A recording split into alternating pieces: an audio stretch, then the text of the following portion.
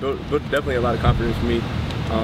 But also I think I showed a lot of character, you know, just having a drop and not getting down on myself, you know, and just being able to, you know, make an impact in the game after this. So the ball comes flying your way then, and you catch it, you start running up the sideline. I mean, what's going through your mind at that point? Yeah. Are you thinking 6, or are you at least thinking, hey, you know, let's turn this into a little bit of something? Well, you know, after every catch I have, I'm always anticipating, you know, the score, no matter where it is. But particularly that play, you know, I caught the ball, you know, turned up. We've seen Terry McLaurin, you know, who's an elite guy, elite player, and a person I can always count on. You know, I just seen him, you know, had the corner sealed off, and, you know, after that, I just seen green grass, so I knew it was, you know, touchdown. Yeah, for sure. Parris, last year against Oklahoma, Noah obviously had the breakout game. Somebody's going to have to emerge Saturday. Kind of, how is your guys' approach to this game? Because you're going to have to score a lot of points, probably. Yeah, for sure.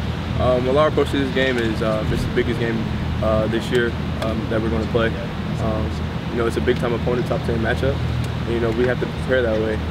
You know, these guys are going to come in here with a chip on their shoulder just from last year's game, but nobody thinks about last year. You know, it's all about right now, you know, in the current moment.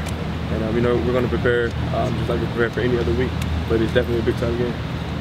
Parris, they threw a lot of plays at you where 7, 8 guys were dropping into coverage.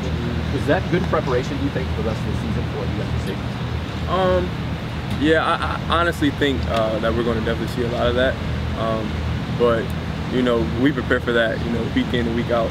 So whatever we see is what we're going to prepare for. So I think that was good to see in that moment, to see how we dealt with it, and if it comes up, you know, further notice, we'll know how to handle it. What stands out to you about Oklahoma's defense? What they do that could challenge you guys? Well, number one that stands out, they have a lot of guys returning. You know, I think that their defense has definitely improved just from last year, from when we played them, because, you know, they've won the next, you know, 10 games or whatever it was. But I think one thing we can do is, you know, base their performance of last year of this year, because, like I said, they're going to come here with a chip on their shoulder, and they're definitely a much improved team. Do you guys feel, as a receiving group, as an offense, I guess, pressure to put up points given their potent offense? Do you have to keep that in mind, I guess? Yeah. I mean, I don't really say we feel pressured, but, you know, every time we step on the field, there's a standard, you know, an obligation that we have to hold up. You know, it's Ohio State. You know, the standard is elite. So, you know, if we go out on the field and don't have an elite performance, then, you know, that makes us look bad. But we always have a standard to hold up, no matter who the opponent is. Last year, this was kind of a statement game going down there. Yeah. Obviously, Oklahoma's kind of still a top 10 matchup. Yeah. I mean, is this another chance to make a statement for the 2017 team? Oh yeah, for sure.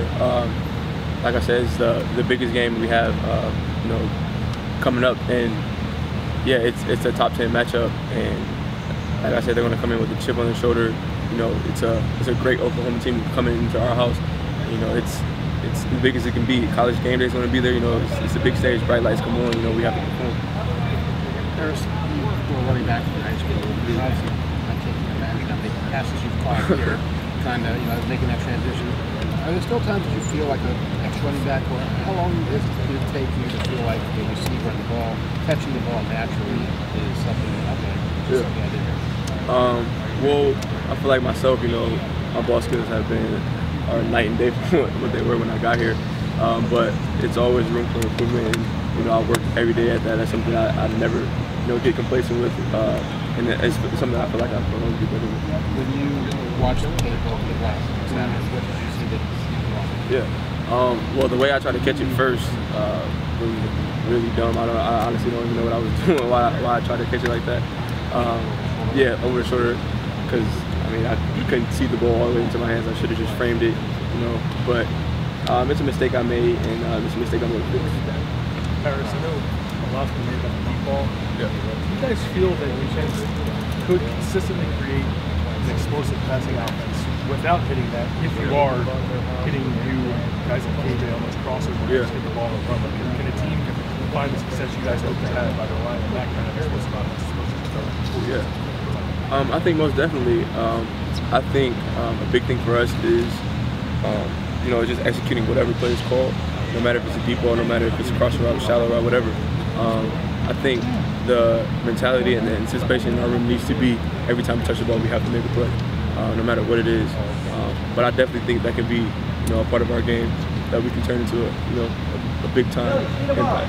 I think you and KJ crossed on that underneath on the ball with Johnny Dixon. Burner. On a play like that, what's the first thought in your mind? I don't want to run into my teammate crossing the field. I mean, what do you have to keep in mind while you're coming across the field like this, Barry? Because there's defenders standing there. Well, that play is just set up. It's a mesh concept. So we try to get one guy a pick, set a pick for another guy. But I mean, I don't know. I guess the mentality for us is just full speed, whatever we do at all times. So Parris, as I rewatched the game on the other night, there was a moment where the TV announcer said that the receivers were apologizing to JT on the sideline for not getting open in the second quarter. Is that accurate? And if so, what motivates that sort of sideline discussion? I don't think we were apologizing for getting open, but I think it was more of we were motivating each other just because that first half was obviously very slow. Like we had a lot of kinks to wear out, but I think it was just a lot of motivation on the sideline. Saying that we needed to get into a rhythm, we needed to pick it up. We needed to come together as a team. And, we need a spark on the field right now, but because we didn't have it, so I don't think it was any apologizing. Indiana's coach Tom Allen was talking after the game. He talked about how they dropped 8 because they wanted to get you guys moving, etc. Because Ohio State had an inaccurate quarterback. What is your take on JT and his accuracy, etc.? I mean, where would you put him in that round? Well, personally, to me, JT's the best quarterback in the nation. And I did hear the coach say that he was inaccurate. I don't necessarily agree with that. Because I mean, this is a guy that I'm practicing with, 4 times a week, and I'm going to a game. I have the utmost confidence in JT, and he has the utmost confidence in himself, and he has the utmost confidence in his team. And I think he's a hell of a quarterback. What stands out about him, especially going into big games? Because y'all have been around him going into big games the last several years. What is he all about on a week like this?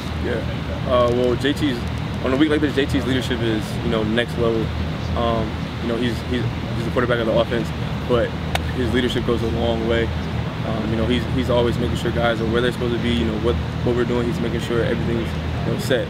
So I think his leadership, his qualities, they stand out on weeks like this because we need it. And that's what he does. 2 more questions.